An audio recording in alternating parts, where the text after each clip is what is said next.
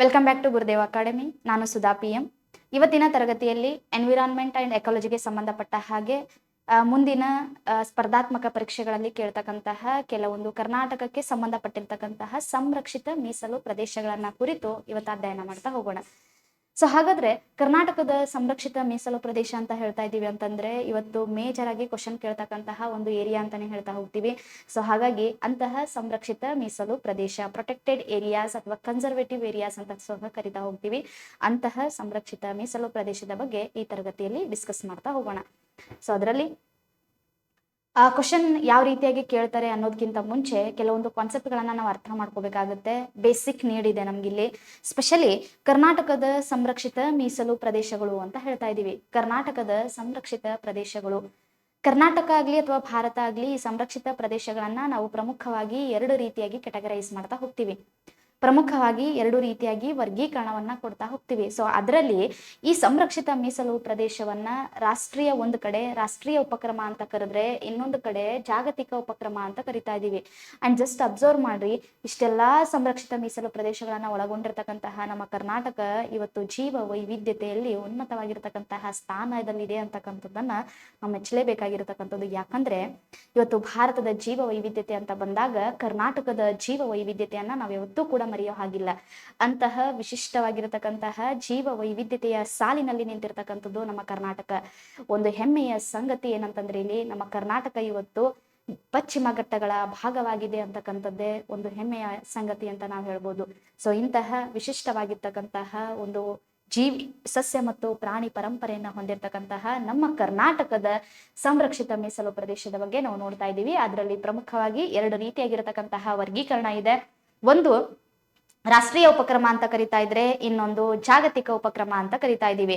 ಒಂದ್ ಕಡೆ national initiative, ಇನ್ನೊಂದು ಕಡೆ ಗ್ಲೋಬಲ್ ಇನಿಷಿಯೇಟಿವ್. ಏನ್ ಹಿಂಗಂದ್ರೆ ರಾಷ್ಟ್ರೀಯ ಉಪಕ್ರಮ ಅಂದ್ರೇನು, ಜಾಗತಿಕ ಉಪಕ್ರಮ ಅಂದ್ರೇನು? ರಾಷ್ಟ್ರೀಯ ಉಪಕ್ರಮ ಅಂತಂದ್ರೆ ವೆರಿ ಸಿಂಪಲ್ ಇದೆ. ನಮ್ಮ ರಾಷ್ಟ್ರದ ಒಳಗಡೆನೆ ರಾಜ್ಯ ಅಥವಾ ಕೇಂದ್ರ ಸರ್ಕಾರಗಳಿಂದ ಸಂರಕ್ಷಣೆಗೆ ಒಳಪಟ್ರೆ ಅಥವಾ ರಾಜ್ಯ ಅಥವಾ ಕೇಂದ್ರ ಸರ್ಕಾರಗಳಿಂದ ಮಾನ್ಯತೆ ಪಡೆದಿರತಕ್ಕಂತಹ ಸಂರಕ್ಷಿತ ಮೀಸಲು ಪ್ರದೇಶಗಳನ್ನ ಈ ಒಂದು ರಾಷ್ಟ್ರೀಯ ಉಪಕ್ರಮದ ಅಡಿಯಲ್ಲಿ ನಾವೇನ್ ಮಾಡ್ತಾ ಹೋಗ್ತೀವಿ, ಕ್ಯಾಟಗರೈಸ್ ಮಾಡ್ತಾ ಹೋಗ್ತೀವಿ. ಸೊ ಇಲ್ಲಿ ರಾಷ್ಟ್ರೀಯ ಉಪಕ್ರಮದ ಅಡಿಯಲ್ಲಿ ಬರುವಂತಹ ಸಂರಕ್ಷಿತ ಮೀಸಲು ಪ್ರದೇಶಗಳು ಅಂತ ಕರಿತಾ ಹೋಗ್ತೀವಿ. ಸೊ ಅಕಸ್ಮಾತ್ ಆಗಿ ಏನಾದ್ರೂ ನಮ್ಮ ದೇಶ ಬಿಟ್ಟು ದೇಶದಿಂದ ಹೊರಗಡೆ ಯಾವುದೋ ಒಂದು ಸಂಸ್ಥೆಯಿಂದ ಅಥವಾ ಬೇರೆ ಯಾವುದೋ ಒಂದು ದೇಶದ ಸಂಸ್ಥೆ ಇದಕ್ಕೆ ಏನಾದ್ರೂ ಮಾನ್ಯತೆ ಕೊಡ್ತಾ ಇತ್ತು ಅಂತಂದ್ರೆ ಅವುಗಳನ್ನ ಯಾವ ಸಂರಕ್ಷಿತ ಮೀಸಲು ಪ್ರದೇಶ ಅಂತ ಕರಿತಾ ಇದೀವಿ? ಜಾಗತಿಕ ಉಪಕ್ರಮದ ಅಡಿಯಲ್ಲಿ ಬರುವಂತಹ ಸಂರಕ್ಷಿತ ಮೀಸಲು ಪ್ರದೇಶ. ವೆರಿ ಸಿಂಪಲ್ ಇದೆ. ದೇಶದ ಒಳಗಡೆ ಆದ್ರೆ ರಾಷ್ಟ್ರೀಯ ಉಪಕ್ರಮ, ದೇಶದ ಹೊರಗಡೆ ಆಗ್ತಾ ಇದ್ರೆ ಅದಕ್ಕೆ ನಾವೇನಂತ ಕರಿತಾ ಇದೀವಿ? ಜಾಗತಿಕ ಉಪಕ್ರಮ. ಸೊ ಒಂದು ಬೆಸ್ಟ್ ಎಕ್ಸಾಂಪಲ್ ಕೊಡ್ಬೇಕು ಅಂತಂದ್ರೆ ದೇಶದ ಹೊರಗಡೆ ಅಂದ್ರೆ ಹೇಗೆ? ಈಗ ವಿಶ್ವ ಪಾರಂಪರಿಕ ತಾಣಗಳದವು ನಮ್ಮ ಹತ್ರ. ವಿಶ್ವ ಪಾರಂಪರಿಕ ತಾಣಗಳಿದಾವೆ.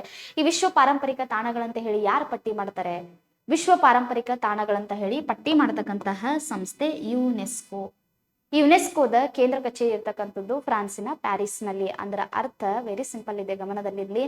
ಇದು ನಮ್ಮ ದೇಶದ ಒಳಗಡೆ ವಿಶ್ವ ಪಾರಂಪರಿಕ ತಾಣಗಳಂತ ಹೇಳಿ ಪಟ್ಟಿ ಮಾಡ್ಲಿಕ್ಕೆ ಆಗುವುದಿಲ್ಲ. ಅಂತಿಮವಾಗಿ ಇದಕ್ಕೆ ರೆಕಗ್ನೈಸೇಷನ್ ಅನ್ನ ಕೊಡ್ತಕ್ಕಂಥವ್ರು ಯಾರಾಗಿರ್ತಾರೆ? ಒಂದು ಯುನೆಸ್ಕೋ ಸಂಸ್ಥೆ ಆಗ್ತಾ ಇದೆ. ಹಾಗಾಗಿ ದೇಶದ ಹೊರಗಡೆ ಆದ್ರೆ ಗ್ಲೋಬಲ್ ಇನಿಷಿಯೇಟಿವ್, ದೇಶದ ಒಳಗಡೆನೆ ಆಗ್ತಾ ಇದ್ರೆ ಅದಕ್ಕೆ ನಾವೇನಂತ ಕರಿತಾ ಇದೀವಿ? National initiative. ಅದರಲ್ಲಿ ಯಾವ ಯಾವ ಸಂರಕ್ಷಿತ ಮೀಸಲು ಪ್ರದೇಶಗಳು ಇದೆ ರಾಷ್ಟ್ರದ ಒಳಗಡೆ ಆಗ್ತಕ್ಕಂಥದ್ದು? ಸ್ಪೆಷಲಿ ರಾಷ್ಟ್ರೀಯ ಉದ್ಯಾನವನಗಳಿದೆ, ನ್ಯಾಷನಲ್ ಪಾರ್ಕ್ಸ್ ಅಂತ ಕರಿತಾ ಇದೀವಿ, ವನ್ಯಜೀವಿ ಧಾಮಗಳಿದೆ, ವೈಲ್ಡ್ ಲೈಫ್ ಸ್ಯಾಂಕ್ಚುರೀಸ್ ಅಂತ ಕರಿತಾ ಇದೀವಿ, ಸಂರಕ್ಷಿತ ಮೀಸಲು ಪ್ರದೇಶಗಳಿದೆ, ಕನ್ಸರ್ವೇಟಿವ್ ರಿಸರ್ವ್ಸ್ ಅಂತ ಕರಿತಾ ಇದೀವಿ, ಸಮುದಾಯ ಮೀಸಲು ಪ್ರದೇಶಗಳಿದಾವೆ, ಕಮ್ಯುನಿಟಿ ರಿಸರ್ವ್ಸ್ ಅಂತ ಕರಿತಾ ಇದೀವಿ, ಹುಲಿ ಮೀಸಲು ಪ್ರದೇಶಗಳು, ಟೈಗರ್ ರಿಸರ್ವ್ಸ್, ಅಂಡ್ ಆನೆ ಮೀಸಲು ಪ್ರದೇಶಗಳು, ಎಲಿಫೆಂಟ್ ರಿಸರ್ವ್ಸ್. ಸೊ ಹಾಗಾದ್ರೆ ಇವುಗಳ ಸಂಖ್ಯೆ ಹೇಗಿದೆ ನಮ್ಮ ಕರ್ನಾಟಕದಲ್ಲಿ? ಕರ್ನಾಟಕ ಅಂತಕ್ಕಂಥದ್ದು ನಾನು ನಿಮ್ಗೆ ಆಗ್ಲೇ ಹೇಳಿದ್ದೆ, ವಿಶಿಷ್ಟವಾಗಿರತಕ್ಕಂತಹ ಒಂದು ಜೀವ ಪರಂಪರೆಯನ್ನ ಹೊಂದಿರತಕ್ಕಂಥ ಒಂದು ಪ್ರದೇಶ ನಮ್ಮ ಕರ್ನಾಟಕ. ಇವತ್ತು ಈ ಕರ್ನಾಟಕದಲ್ಲಿ 5 ರಾಷ್ಟ್ರೀಯ ಉದ್ಯಾನವನಗಳು ನೋಡ್ಲಿಕ್ಕೆ ಸಿಗುತ್ತೆ, 38 ವನ್ಯಜೀವಿ ಧಾಮಗಳನ್ನ ಹೊಂದಿರತಕ್ಕಂಥದ್ದು ನಮ್ಮ ಕರ್ನಾಟಕ, ಗಮನದಲ್ಲಿರ್ಲಿ. ಅಂಡ್ ನೆಕ್ಸ್ಟ್ 17 ಸಂರಕ್ಷಿತ ಮೀಸಲು ಪ್ರದೇಶಗಳನ್ನ ಒಳಗೊಂಡಿರ್ತಕ್ಕಂಥದ್ದು ನಮ್ಮ ಕರ್ನಾಟಕ. ಒಂದು ಸಮುದಾಯ ಮೀಸಲು ಪ್ರದೇಶವನ್ನ ಒಳಗೊಂಡಿರ್ತಕ್ಕಂಥದ್ದು, 5 ಹುಲಿ ಮೀಸಲು ಪ್ರದೇಶ, 2 ಆನೆ ಮೀಸಲು ಪ್ರದೇಶಗಳು. ಇದೆಲ್ಲವೂ ನಮಗೆ ನೋಡ್ಲಿಕ್ಕೆ ಸಿಗುತ್ತೆ ನಮ್ಮ ಕರ್ನಾಟಕದಲ್ಲಿ. ಅಂಡ್ ಈ ಕಡೆ ಬಂದ್ರೆ ಕರ್ನಾಟಕ ಜೀವಿಗೋಳ ಬಯೋಸ್ಪಿಯರ್ ರಿಸರ್ವ್ಸ್ ಅಂತ ಕರಿತಾ ಇದೀವಿ. ಕರ್ನಾಟಕದಲ್ಲಿ ಜೀವಿಗೋಳ ಧಾಮಗಳಿದಾವ, ಕಂಪ್ಲೀಟ್ಲಿ ಕರ್ನಾಟಕದಲ್ಲಿಲ್ಲ, ಬಟ್ ಕರ್ನಾಟಕವನ್ನ ಒಳಗೊಂಡಿರ್ತಕ್ಕಂತಹ ಒಂದು ಜೀವಿಗೋಳ ಧಾಮ ನಮಗೆ ನೋಡ್ಲಿಕ್ಕೆ ಸಿಗುತ್ತೆ. That is Nilgiri biosphere reserve. ನಮ್ಮ ಕರ್ನಾಟಕ ನೀಲಗಿರಿ ಜೀವಿಗೋಳ ಧಾಮದ ಭಾಗವಾಗಿದೆ ಅಂತ ನಾವು ಕರಿತಾ ಹೋಗ್ತೀವಿ. ಅಂಡ್ ನೆಕ್ಸ್ಟ್ ರಾಮ್ಸರ್ ಜೌಗು ಪ್ರದೇಶಗಳು. ಇತ್ತೀಚೆಗೆ ಘೋಷಣೆ ಆಗಿರತಕ್ಕಂತಹ, ಹೊಸದಾಗಿ ಘೋಷಣೆ ಆಗಿರುವಂತಹ 3 ಜೌಗು ಪ್ರದೇಶಗಳು ನಮಗೆ ಸಿಗುತ್ತೆ. ಆಲ್ರೆಡಿ ಹಿಂದೆ ಒಂದಾಗಿತ್ತು. ಒಟ್ಟಿನಲ್ಲಿ ನಮ್ಮ ಕರ್ನಾಟಕ 4 ಜೌಗು ಪ್ರದೇಶಗಳನ್ನ ಹೊಂದಿರತಕ್ಕಂಥದ್ದು. ಅಂಡ್ ಯುನೆಸ್ಕೋ ನೈಸರ್ಗಿಕ ವಿಶ್ವ ಪಾರಂಪರಿಕ ತಾಣ, ಪಶ್ಚಿಮ ಘಟ್ಟದ ಭಾಗವಾಗಿರ್ತಕ್ಕಂತಹ ನಮ್ಮ ಕರ್ನಾಟಕ.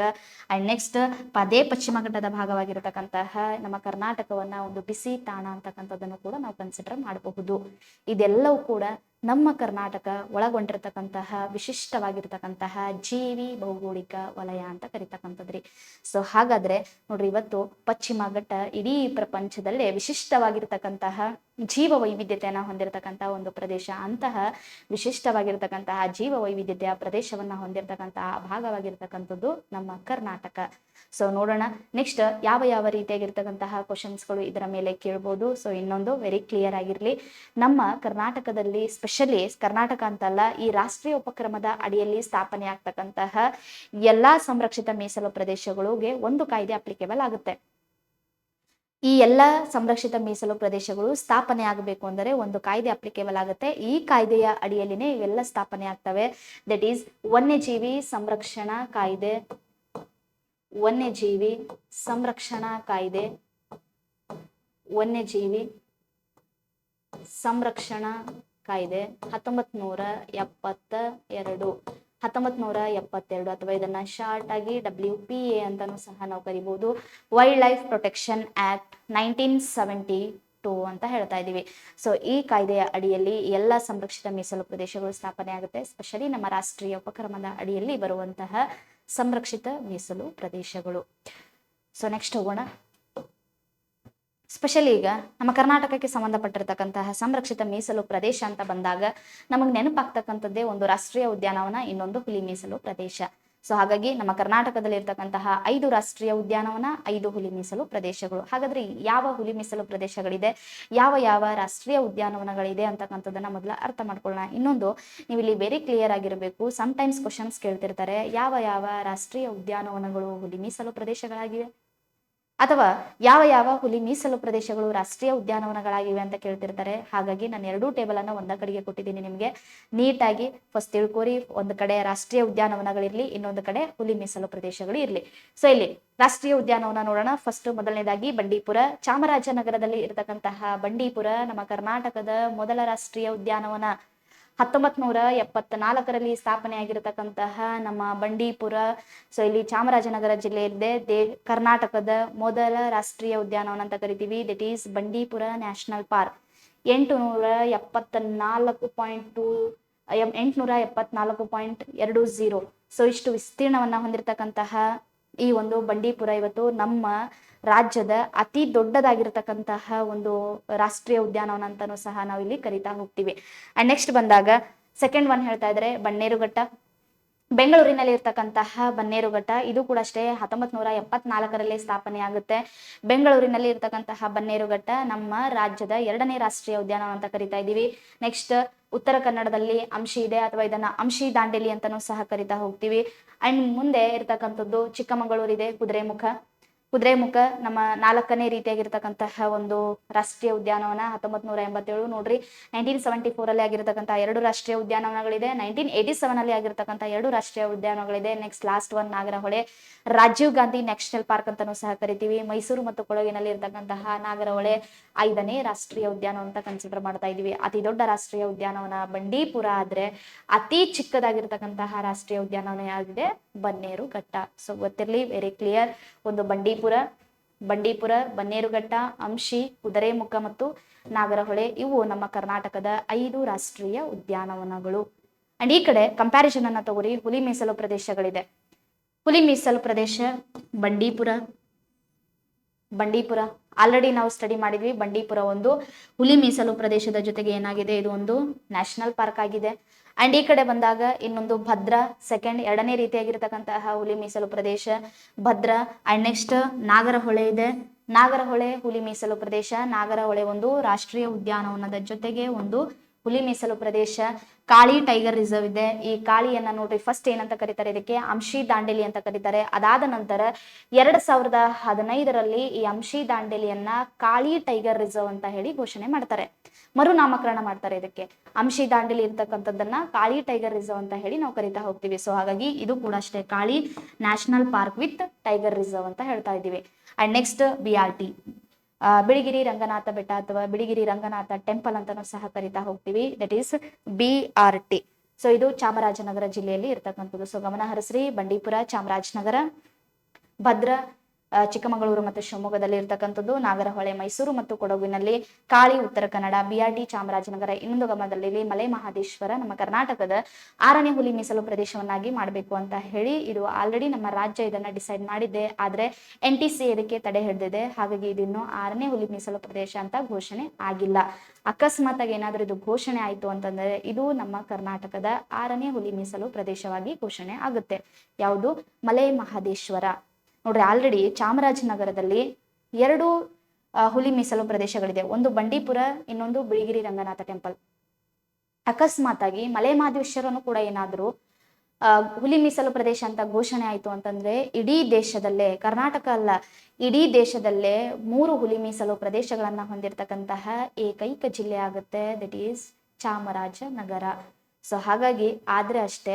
ಸೊ ಇಲ್ಲಿ ಚಾಮರಾಜನಗರ, ಮಲೆ ಮಹದೇಶ್ವರ ಪೆಂಡಿಂಗ್ ಅಲ್ಲಿ ಇದೆ ಅನ್ನೋದು ಗೊತ್ತಿರ್ಲಿ. 6 ಹುಲಿ ಮೀಸಲು ಪ್ರದೇಶಗಳೆಲ್ಲ ಘೋಷಣೆ ಆಗಿರೋದು, 5 ಇದೆ, ಒಂದು ಪೆಂಡಿಂಗ್ ಅಲ್ಲಿ ಇರ್ತಕ್ಕಂಥದ್ದು ಮಲೆ ಮಹದೇಶ್ವರ. ಸೊ ಹಾಗಾಗಿ ಇದು ಟೇಬಲ್ ಅನ್ನ ಒಂದ್ ಸ್ವಲ್ಪ ನೀಟಾಗಿ ಗಮನ ಹರಿಸ್ಕೊಡಿ. ಒಂದ್ ಕಡೆ ಹುಲಿ ಮೀಸಲು ಇರ್ಲಿ, ಒಂದ್ ಕಡೆ ರಾಷ್ಟ್ರೀಯ ಉದ್ಯಾನವನಗಳನ್ನ ತಗೊಂಡು ನೀಟಾಗಿ ಕಂಪ್ಯಾರಿಸನ್ ಅನ್ನ ತಗೋರಿ.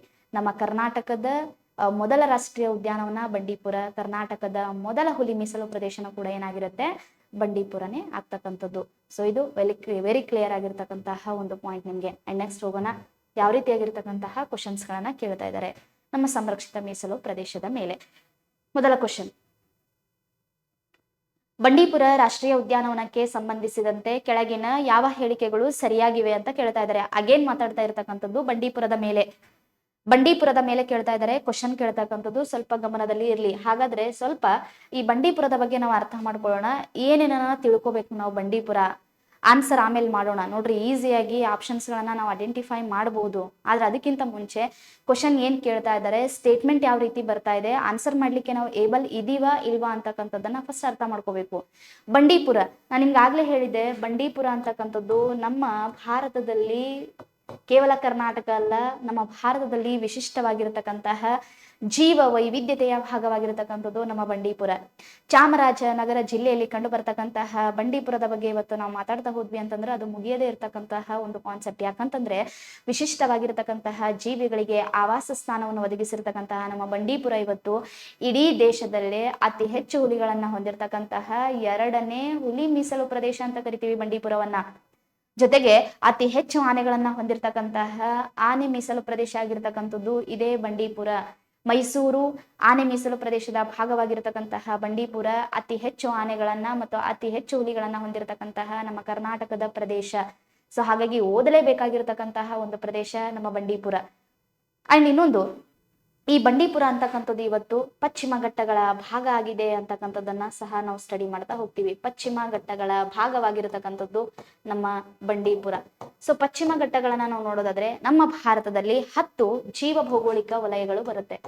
ಭಾರತದಲ್ಲಿ 10 ಜೀವ ಭೌಗೋಳಿಕ ವಲಯಗಳು, 10 ಜೀವ ಭೌಗೋಳಿಕ ವಲಯಗಳು. ಆ 10 ಜೀವ ಭೌಗೋಳಿಕ ವಲಯದಲ್ಲಿ ಒಂದು ಜೀವ ಭೌಗೋಳಿಕ ವಲಯ ಇರತಕ್ಕಂಥದ್ದೇ ಪಶ್ಚಿಮ ಘಟ್ಟಗಳು. ಈ ಪಶ್ಚಿಮ ಘಟ್ಟದ ಭಾಗವಾಗಿರ್ತಕ್ಕಂಥದ್ದೇ ಈ ಬಂಡೀಪುರ.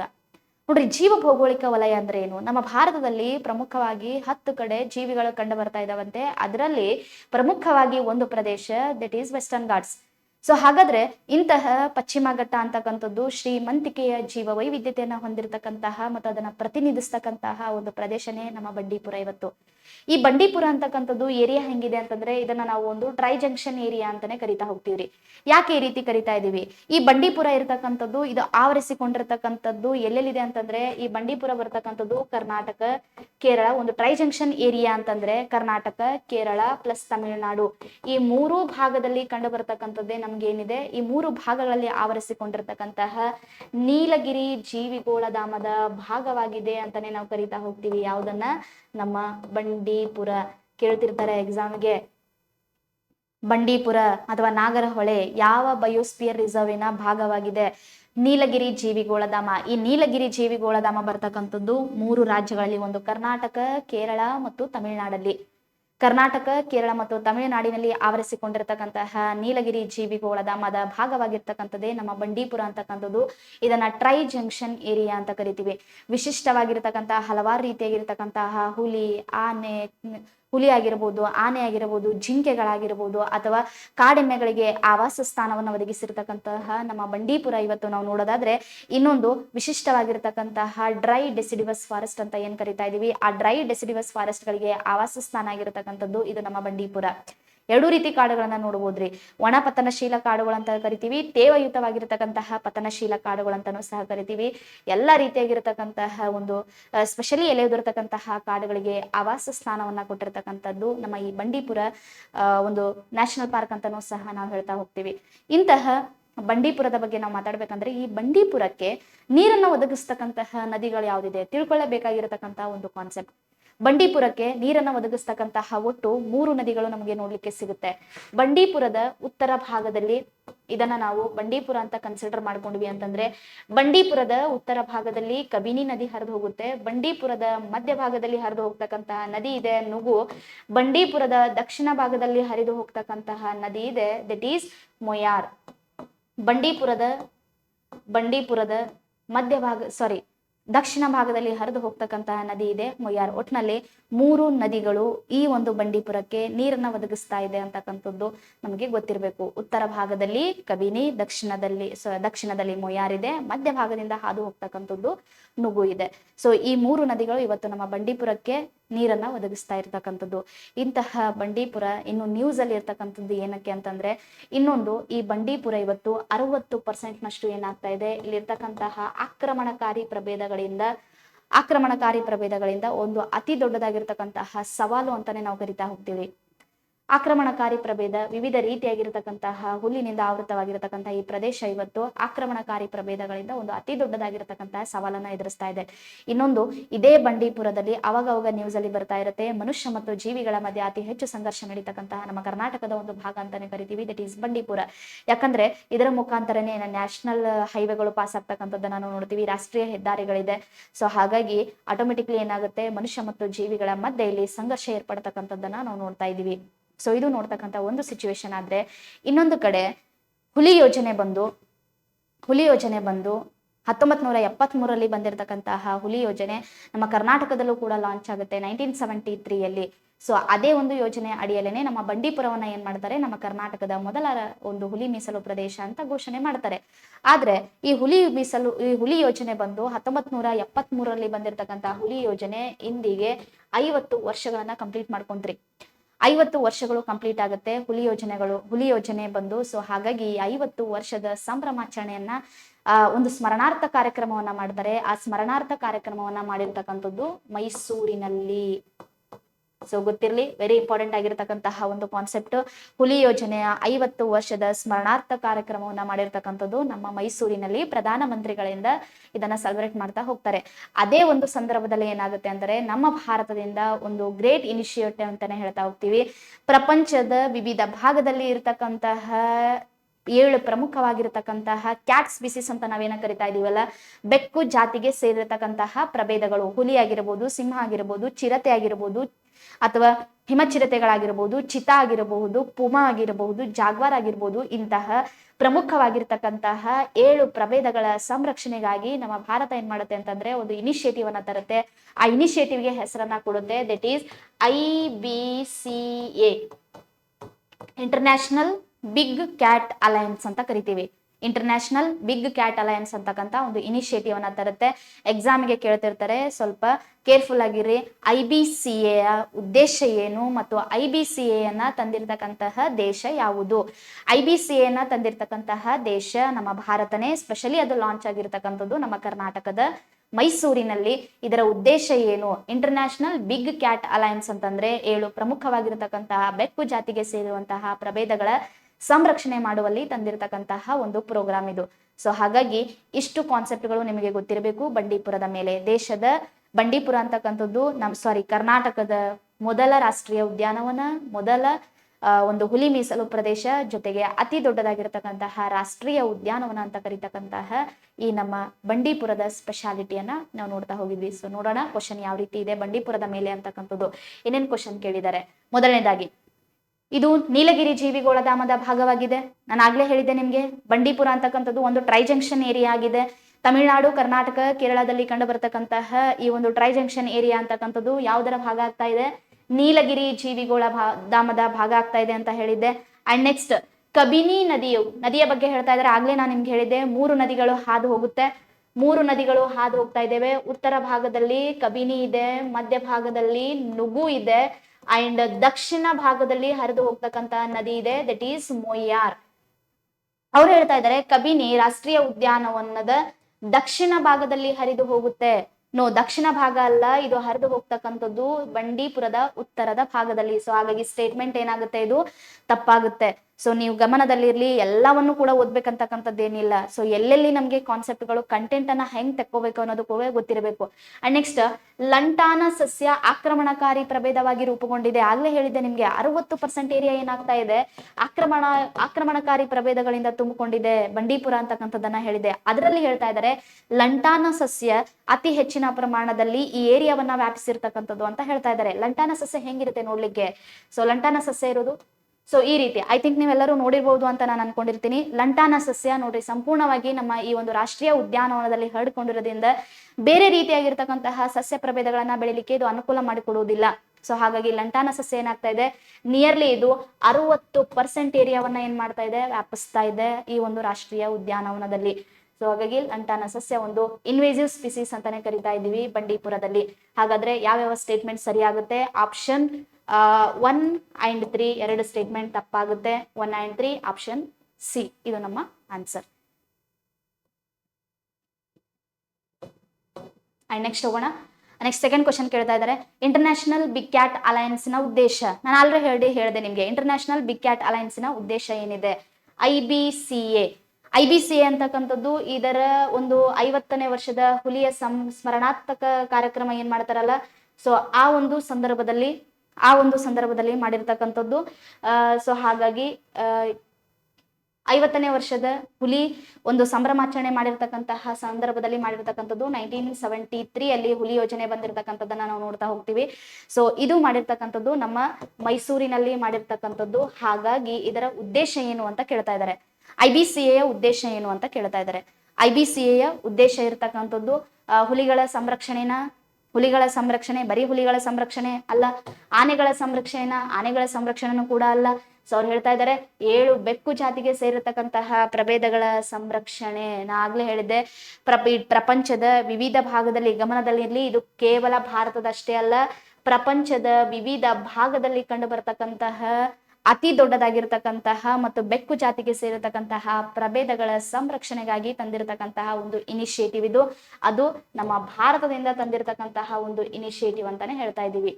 ಅಂಡ್ ನೆಕ್ಸ್ಟ್, ಅಳಿವಿನಂಚಿನಲ್ಲಿರುವ ಪ್ರಭೇದಗಳ ಸಂರಕ್ಷಣೆ, no not at all. So ಇದು ಇರ್ಲಿಕ್ಕೆ ಸಾಧ್ಯನೇ ಇಲ್ಲ. IBCA ಅದ್ರ ಬಗ್ಗೆ ಮಾತಾಡೋದೇ ಇಲ್ಲ. ಅಳಿವಿನಂಚಿನಲ್ಲಿರ್ತಕ್ಕಂತಹ ಪ್ರಭೇದ ಅಂತಕ್ಕಂಥ ಕಾನ್ಸೆಪ್ಟ್ ಅಲ್ಲ. 7 ದೊಡ್ಡ ಬೆಕ್ಕು ಜಾತಿಗೆ ಸೇರಿರ್ತಕ್ಕಂತಹ 7 ದೊಡ್ಡ ಜಾತಿಗೆ ಸೇರಿರ್ತಕ್ಕಂತಹ ಪ್ರಭೇದಗಳಾಗಿದೆ. ಸೊ ಇಲ್ಲಿದೆ international big cat alliance. Jaguar ಆಗಿರ್ಬೋದು, ಪುಮಾ ಆಗಿರ್ಬೋದು, ಲೆಪಾರ್ಡ್ ಇದೆ, ಚಿರತೆ, ಅಂಡ್ ಲಯನ್ ಸಿಂಹ ಇದೆ, ಟೈಗರ್ ಇದೆ, ಚಿತಾ ಇದೆ, ಅಂಡ್ ಸ್ಲೋ ಲಿಪರ್ಡ್ ಇದೆ, ಹಿಮಚಿರತೆ. ಸೊ 7 ರೀತಿಯಾಗಿರ್ತಕ್ಕಂಥ, ಕೇವಲ ಭಾರತ ಅಷ್ಟೇ ಅಲ್ಲ, ಪ್ರಪಂಚದ ವಿವಿಧ ಭಾಗದಲ್ಲಿ ಇರತಕ್ಕಂತಹ ಒಂದು ಜೀವಿಗಳನ್ನ ಸಂರಕ್ಷಣೆ ಮಾಡ್ಲಿಕ್ಕೋಸ್ಕರ ತಂದಿರತಕ್ಕಂತಹ ಒಂದು ಅಲಯನ್ಸ್ ಇದು. ಓಕೆ, ಸೊ ನೆಕ್ಸ್ಟ್ ಹೋಗೋಣ. ನೆಕ್ಸ್ಟ್, ಕೆಳಗಿನ ಹೇಳಿಕೆಗಳನ್ನು ಗಮನಿಸಿ. ಯಾವುದರ ಬಗ್ಗೆ ಮಾತಾಡ್ತಾ ಇದ್ದಾರೆ? ನೋಡ್ರಿ ಇಲ್ಲಿ ಕೆಲವೊಂದು ಕಾನ್ಸೆಪ್ಟ್ ಗಳನ್ನ ಕೊಟ್ಟಿದ್ದಾರೆ. ಸ್ಟೇಟ್ಮೆಂಟ್ ಏನ್ ಕೊಡ್ತಾ ಇದ್ದಾರೆ, ಚಿಟ್ಟೆ ಪಾರ್ಕ್ ಅನ್ನ ಹೊಂದಿದೆ. ಅವ್ರು ಹೇಳ್ತಾ ಇದ್ದಾರೆ, ಡೈರೆಕ್ಟ್ ಆಗಿ ಕ್ವಶನ್ ಕೇಳ್ತಿಲ್ಲ, ಕೆಲವೊಂದು ಹೇಳಿಕೆಗಳನ್ನ ಕೊಟ್ಟಿದ್ದಾರೆ. ಹೇಳಿಕೆಗಳನ್ನ ಕೊಟ್ಟು ಈ ಹೇಳಿಕೆಗಳು ಯಾವ ಪ್ರದೇಶಕ್ಕೆ ಸೀಮಿತ ಆಗ್ತಿದೆ, ಯಾವ್ದಕ್ಕೆ ಸಂಬಂಧಪಟ್ಟಿದೆ ಅಂತ ಕೇಳ್ತಾ ಇದ್ದಾರೆ. ಅದರಲ್ಲಿ ಮೊದಲನೇದಾಗಿ ಚಿಟ್ಟೆ ಪಾರ್ಕ್ ಅನ್ನ ಹೊಂದಿದೆ, ಒಂದು ಪ್ರದೇಶ ಇದೆ, ಆ ಪ್ರದೇಶದ ಬಗ್ಗೆ ಮಾತಾಡ್ತಾ ಇದ್ದಾರೆ. ಆ ಪ್ರದೇಶ ನಮ್ಗೆ ಯಾವುದು ಅಂತ ಗೊತ್ತಿಲ್ಲ. ಒಟ್ನಲ್ಲಿ ಆ ಪ್ರದೇಶದಲ್ಲಿ ಒಂದು ಚಿಟ್ಟೆ ಪಾರ್ಕ್ ಇದೆ ಅಂತ ಹೇಳ್ತಿದ್ದಾರೆ. ಆ ಪ್ರದೇಶದಲ್ಲಿ ಒಂದು ಚಿಟ್ಟೆ ಪಾರ್ಕ್ ಇದೆ. ಆ ಪ್ರದೇಶ ಹುಲಿ ಸಿಂಹ ಸಫಾರಿಗೆ ಪ್ರಸಿದ್ಧಿಯನ್ನು ಪಡೆದು, ಆಲ್ರೆಡಿ ಹುಲಿ ಸಿಂಹ ಸಫಾರಿ ಇದೆ ಅಂತೆ. ಅಂಡ್ ನೆಕ್ಸ್ಟ್ ಚಿರತೆ ಸಫಾರಿಗೆ ಸಿದ್ಧತೆ ನಡೆಸಿರುವ ರಾಜ್ಯದ ಮೊದಲ ಉದ್ಯಾನವನ. ಸೊ ಇಲ್ಲಿ ಚಿರತೆ ಸಫಾರಿಗೋಸ್ಕರ ರೆಡಿ ಆಗ್ತಕ್ಕಂತಹ ನಮ್ಮ ರಾಜ್ಯದ ಮೊದಲ ಉದ್ಯಾನವನ ಆಗ್ತಿದೆ ಅಂತ ಹೇಳ್ತಾ ಇದ್ದಾರೆ. ಅದು ಯಾವ್ದಂತ ನಮಗೆ ಗೊತ್ತಿಲ್ಲ, ಬಟ್ ಕೇಳ್ತಿದ್ದಾರೆ. ಸೊ ಇಲ್ಲಿ ಚಿಟ್ಟೆ ಪಾರ್ಕ್ ಇದೆ, ಆಲ್ರೆಡಿ ಹುಲಿ ಮತ್ತು ಸಿಂಹಗಳ ಸಫಾರಿ ಇದೆ. ಸೊ ಈಗ ನೆಕ್ಸ್ಟ್ ಚಿರತೆಗಳ ಸಫಾರಿಗೆ ಇದು ರೆಡಿ ಆಗ್ತಾ ಇದೆ ಅಂತ ಹೇಳ್ತಾ ಇದ್ದಾರೆ. ಅಂಡ್ ನೆಕ್ಸ್ಟ್ ಥರ್ಡ್ ಹೇಳ್ತಾ ಇದ್ದಾರೆ, ಒಣ ಪತನಶೀಲ ಕಾಡುಗಳನ್ನ ಹೊಂದಿರುವ ಈ ಪ್ರದೇಶವು ಸುವರ್ಣಮುಖಿ ಹೊಳೆಯಿಂದ ನೀರನ್ನು ಪಡೆಯುತ್ತದೆ. ಸುವರ್ಣಮುಖಿ ಹೊಳೆಯಿಂದ ನೀರನ್ನು ಪಡೆಯುತ್ತದೆ. ಸೊ ಇಲ್ಲಿ ಒಣ ಪತನಶೀಲ ಕಾಡುಗಳು, ಡ್ರೈ ಡೆಸಿಡುವಸ್ ಫಾರೆಸ್ಟ್ ಅನ್ನ ಹೊಂದಿರತಕ್ಕಂತಹ ಈ ಕಾಡು ಸುವರ್ಣಮುಖಿ ಹೊಳೆಯಿಂದ ನೀರನ್ನ ಪಡೆಯುತ್ತೆ ಅಂತ ಹೇಳ್ತಾ ಇದ್ದಾರೆ. ಸುವರ್ಣಮುಖಿ ಹೊಳೆ ಯಾವ ಒಂದು ಪ್ರದೇಶಕ್ಕೆ ನೀರನ್ನ ಕೊಡುತ್ತೆ ಅಂತ ನಿಮ್ಗೆ ಗೊತ್ತಾಗಿದ್ರೆ ನೀವು ಈಸಿಯಾಗಿ ಆನ್ಸರ್ ಮಾಡ್ಬೋದು. ಅಟ್ಲೀಸ್ಟ್ ನಿಮ್ಗೆ ಇಲ್ಲಿ ಸೆಕೆಂಡ್ ಮತ್ತು ಥರ್ಡ್ ಸ್ಟೇಟ್ಮೆಂಟ್ ಗೊತ್ತಿಲ್ಲ ಅಂದ್ರೂ ಕೂಡ ಈ ಚಿಟ್ಟೆ ಪಾರ್ಕ್ ಎಲ್ಲಿದೆ ಅಂತ ನಿಮ್ಗೆ ಗೊತ್ತಾಯ್ತು ಅಂತಂದ್ರೂ ಕೂಡ ನೀವು ಈಸಿಯಾಗಿ ಆನ್ಸರ್ ಮಾಡ್ಬೋದು. ಏನೇನ್ ಕೊಟ್ಟಿದ್ದಾರೆ, ಮೇಲಿನ ಹೇಳಿಕೆಗಳು ಯಾವ ರಾಷ್ಟ್ರೀಯ ಉದ್ಯಾನಕ್ಕೆ ಸಂಬಂಧಪಟ್ಟಿದೆ, ಈ ಕೊಟ್ಟಿರ್ತಕ್ಕಂಥ ಎಲ್ಲಾ ಹೇಳಿಕೆಗಳು ಯಾವ ರಾಷ್ಟ್ರೀಯ ಉದ್ಯಾನದ ಬಗ್ಗೆ ಮಾತಾಡ್ತಾ ಇದೆ ಅಂತ ಕೇಳ್ತಾ ಇದ್ದಾರೆ. ಅದರಲ್ಲಿ ಫಸ್ಟ್ ಹೇಳ್ತಾ ಇದ್ದಾರೆ ಬಂಡೀಪುರನ, ಬನ್ನೇರುಘಟ್ಟನ, ಕುದುರೆಮುಖನ ಅಥವಾ ನಾಗರಹೊಳೆನ ಅಂತ ಕೇಳ್ತಿದ್ದಾರೆ. ಸೊ ಹಾಗಾದ್ರೆ ಯಾವ ಪ್ರದೇಶದ ಬಗ್ಗೆ ಮಾತಾಡ್ತಾ ಇರ್ಬೋದು, ನಾವ್ ಇದೆಲ್ಲ ಮಾತಾಡ್ತಿರ್ತಕ್ಕಂಥದ್ದು ಬನ್ನೇರುಘಟ್ಟದ ಬಗ್ಗೆ. ಯಾಕಂದ್ರೆ ಜಸ್ಟ್ ಆನ್ಸರ್ ಮಾಡ್ಲಿಕ್ಕೆ ನಮಗ್ ಬೇಕಾಗಿರ್ತಕ್ಕಂಥದ್ದು ಒಂದೇ ಒಂದು ಕಾನ್ಸೆಪ್ಟ್, ದಟ್ ಈಸ್ ಚಿಟ್ಟೆ ಪಾರ್ಕ್. ಚಿಟ್ಟೆ ಪಾರ್ಕ್ ಅನ್ನ ಹೊಂದಿರತಕ್ಕಂತಹ ಒಂದೇ ಒಂದು ಉದ್ಯಾನ ಅದು ಯಾವ್ದಿದೆ, ನಮ್ಮ ಬನ್ನೇರುಘಟ್ಟ. ಎಲ್ಲಿ ಬರುತ್ತೆ ಬನ್ನೇರುಘಟ್ಟ? ಬನ್ನೇರುಘಟ್ಟ ಬರತಕ್ಕಂಥದ್ದು ಬೆಂಗಳೂರಿನಲ್ಲಿ. ಸೊ ನೋಡೋಣ ಬನ್ನೇರುಘಟ್ಟದ ಬಗ್ಗೆ ಕೆಲವೊಂದೆರಡು ಪಾಯಿಂಟ್ಸ್ ಗಳನ್ನ ಅರ್ಥ ಮಾಡ್ಕೊಳ್ಳೋಣ. ಬನ್ನೇರುಘಟ್ಟ ಬೆಂಗಳೂರಿನಲ್ಲಿ ಬರತಕ್ಕಂಥದ್ದು. ನಾನು ನಿಮ್ಗಾಗ್ಲೇ ಹೇಳಿದ್ದೆ, ಬನ್ನೇರುಘಟ್ಟ ನಮ್ಮ ರಾಜ್ಯದ 2ನೇ ರಾಷ್ಟ್ರೀಯ ಉದ್ಯಾನವನ. ಬನ್ನೇರುಘಟ್ಟ ಬೆಂಗಳೂರಿನಲ್ಲಿ ಬರ್ತಕ್ಕಂತಹ ಬನ್ನೇರುಘಟ್ಟ ನಮ್ಮ ರಾಜ್ಯದ 2ನೇ ರಾಷ್ಟ್ರೀಯ ಉದ್ಯಾನವನ. 1974ರಲ್ಲಿ ಸ್ಥಾಪನೆಯಾಗಿರತಕ್ಕಂತಹ ಬನ್ನೇರುಘಟ್ಟ. ಸೊ ಇಲ್ಲಿ ಜೊತೆಗೆ ನಮ್ಮ ರಾಜ್ಯದ ಅತಿ ಚಿಕ್ಕದಾಗಿರತಕ್ಕಂತಹ ಒಂದು ರಾಷ್ಟ್ರೀಯ ಉದ್ಯಾನವನ ಅಂದ್ರೂ ಕೂಡ ಅದು ಬನ್ನೇರುಘಟ್ಟನೇ ಆಗಿರುತ್ತೆ. ಬನ್ನೇರುಘಟ್ಟದ ಸ್ಪೆಷಾಲಿಟಿ ಏನಿದೆ, ಈ ಬನ್ನೇರುಘಟ್ಟವನ್ನ 1974ರಲ್ಲಿ ಒಂದು ನ್ಯಾಷನಲ್ ಪಾರ್ಕ್ ಅಂತ ಘೋಷಣೆ ಮಾಡ್ತಾರೆ. ಯಾವಾಗ? 1974ರಲ್ಲಿ ಒಂದು ರಾಷ್ಟ್ರೀಯ ಉದ್ಯಾನವನ ಅಂತ ಘೋಷಣೆ ಮಾಡ್ತಾರೆ. ಮುಂದೆ ಏನಾಗುತ್ತಂತಂದ್ರೆ ಈ ರಾಷ್ಟ್ರೀಯ ಉದ್ಯಾನವನದ ಒಂದು ಭಾಗ ಏನಿದೆ ಅಲ್ಲ, ಈ ರಾಷ್ಟ್ರೀಯ ಉದ್ಯಾನವನದ ಒಂದು ಭಾಗವನ್ನ ಮುಂದೆ 2002ರಲ್ಲಿ ಏನ್ ಮಾಡ್ತಾರೆ ಅಂತಂದ್ರೆ ಈ ರಾಷ್ಟ್ರೀಯ ಉದ್ಯಾನವನದ ಒಂದು ಭಾಗವನ್ನ ಬಯೋಲಾಜಿಕಲ್ ಪಾರ್ಕ್ ಅಂತ ಮಾಡ್ತಾರೆ. ರಾಷ್ಟ್ರೀಯ ಉದ್ಯಾನವನದ ಒಳಗಡೆನೆ ಒಂದು ಪಾರ್ಕ್ ಅನ್ನ ಮಾಡ್ತಾರೆ. ಸೊ ಅದಕ್ಕೆ ಜೈವಿಕ ಉದ್ಯಾನವನ ಅಂತ ನಾವು ಕರಿತೀವಿ. ಜೈವಿಕ ಉದ್ಯಾನವನ. ಸೊ ಗೊತ್ತಿರ್ಲಿ, ಪಾಯಿಂಟ್ಸ್ಗಳು ಇಂಪಾರ್ಟೆಂಟ್ ಇದೆ. ಮೊದಲನೇದಾಗಿ 1974ರಲ್ಲಿ ಫಸ್ಟ್ ರಾಷ್ಟ್ರೀಯ ಉದ್ಯಾನ ಅಂತ ಘೋಷಣೆ ಮಾಡ್ತಾರೆ. ಅದಾದ ನಂತರ 2002ರಲ್ಲಿ ಏನ್ ಮಾಡ್ತಾರೆ, ಒಂದು ಜೈವಿಕ ಉದ್ಯಾನವನ ಬಯೋಲಾಜಿಕಲ್ ಪಾರ್ಕ್ ಅಂತ ಮಾಡ್ತಾರೆ. ಬಯೋಲಾಜಿಕಲ್ ಪಾರ್ಕ್ ಅಂತ ಮಾಡ್ತಾರೆ. ಸೊ ಅದಾದ ನಂತರ ಮುಂದೆ 2006ರಲ್ಲಿ ಏನ್ ಮಾಡ್ತಾರೆ, ಇದೇ ರಾಷ್ಟ್ರೀಯ ಉದ್ಯಾನವನದಲ್ಲೇ ಚಿಟ್ಟೆ ಪಾರ್ಕ್ ಅಂತ ಹೇಳಿ ಒಂದ್ ಕಡೆ ಘೋಷಣೆ ಮಾಡ್ತಾ ಹೋಗ್ತಾರೆ. ಚಿಟ್ಟೆ ಪಾರ್ಕಿನ ಸ್ಥಾಪನೆಯನ್ನ ಮಾಡ್ತಾರೆ. 1974ರಲ್ಲಿ ಏನಾಗುತ್ತೆ, ಇದು ಒಂದು ರಾಷ್ಟ್ರೀಯ ಉದ್ಯಾನವನ ಆಗುತ್ತೆ. 2002ರಲ್ಲಿ ಇದನ್ನ ಒಂದು ಬಯೋಲಾಜಿಕಲ್ ಪಾರ್ಕ್ ಅಂತ ಮಾಡ್ತಾರೆ, ಸಮ್ ಪಾರ್ಟ್ ಅನ್ನ ಮಾಡ್ತಾರೆ.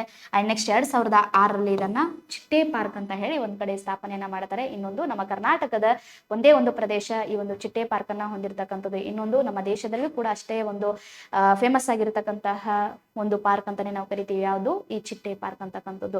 ಸೊ ಇಂತಹ ಈ ಒಂದು ಪ್ರದೇಶ ಏನಾಗ್ತಾ ಇದೆ, ಬನ್ನೇರುಘಟ್ಟ ಅಂತಕ್ಕಂಥದ್ದು ಈ ಪ್ರದೇಶ ಒಂದು ಚಿಟ್ಟೆ ಪಾರ್ಕ್ಗೆ ಪ್ರಸಿದ್ಧಿಯನ್ನ ಪಡೆದಿರತಕ್ಕಂತಹ ನಮ್ಮ ಕರ್ನಾಟಕದ 2ನೇ ರಾಷ್ಟ್ರೀಯ ಉದ್ಯಾನವನ. ಈ ರಾಷ್ಟ್ರೀಯ ಉದ್ಯಾನವನಕ್ಕೆ ನೀರನ್ನ ಕೊಡ್ತಕ್ಕಂತಹ ನದಿ ಅಥವಾ ಹೊಳೆ ಯಾವ್ದಿದೆ ಅಂತಂದ್ರೆ ದಟ್ ಈಸ್ ಸುವರ್ಣಮುಖಿ. ಈ ಸುವರ್ಣಮುಖಿ ಇದಕ್ಕೆ ನೀರನ್ನ ಕೊಡ್ತಾ ಇದೆ. ಅಂಡ್ ಜೊತೆಗೆ ಇಲ್ಲಿ ಡ್ರೈ ಡೆಸಿಡ್ಯೂಸ್